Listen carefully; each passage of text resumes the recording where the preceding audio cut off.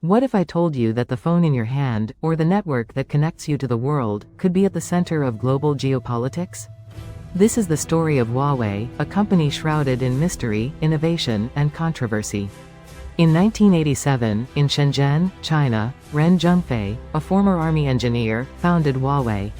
Imagine the scene: a small office, a handful of employees, and an ambitious dream: to build a telecommunications company that could compete with Western giants. At that time, China was emerging as an economic power, and communications infrastructure was vital to its development. Huawei was born to fill that void. The early years were tough. Ren Zhengfei, a leader with vision but without capital, resorted to loans and the hard work of his employees. The company began by reselling imported telephone switching equipment. But Ren Zhengfei had a fixed idea: innovation. Huawei soon began investing heavily in research and development, seeking to create its own technological solutions.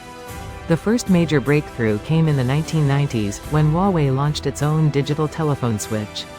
It was cheaper and better suited to the needs of the Chinese market. This marked a turning point. Huawei began to gain ground rapidly, displacing foreign and domestic competitors. Huawei's ambition was not limited to China. In the late 1990s, the company began its international expansion, focusing first on emerging markets in Asia, Africa, and Latin America. They offered competitive solutions in price and quality, winning important contracts for the construction of telecommunications networks. The new century brought an explosion in the demand for mobile technology. Huawei adapted quickly, investing in the development of mobile phones and 3G and 4G network equipment.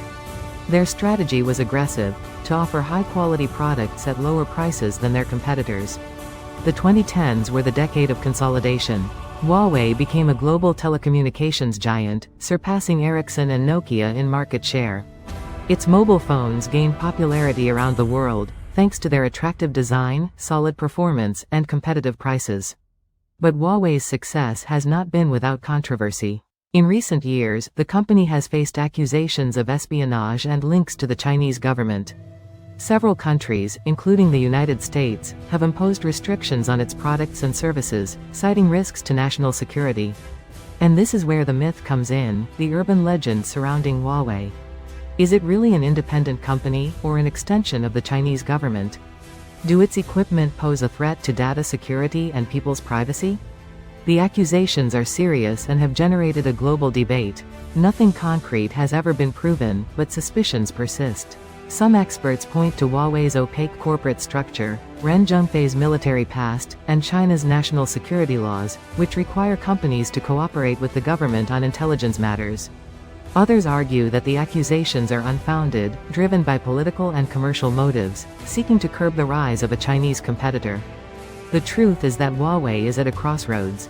The company strongly denies the espionage allegations and defends itself by arguing that it is a private company that operates independently.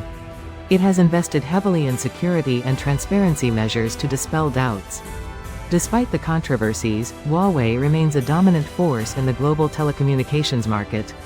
It is a leader in the development of 5G technology, the next generation of mobile networks that promises to revolutionize the way we live and work. Today, Huawei is much more than a telecommunications company. It is a symbol of China's rise as a technological power, an example of innovation and ambition, but also a reminder of the challenges and risks of globalization. Because sometimes, behind a simple logo, there is a whole story that few know, a story of ambition, innovation, controversy, and the pulse of a world in constant change. If you enjoyed this journey to the heart of Huawei, don't forget to subscribe to Myths and Brands and leave your comment. What do you think of this story? Do you think Huawei is a threat or a victim of geopolitics? We want to know your opinion.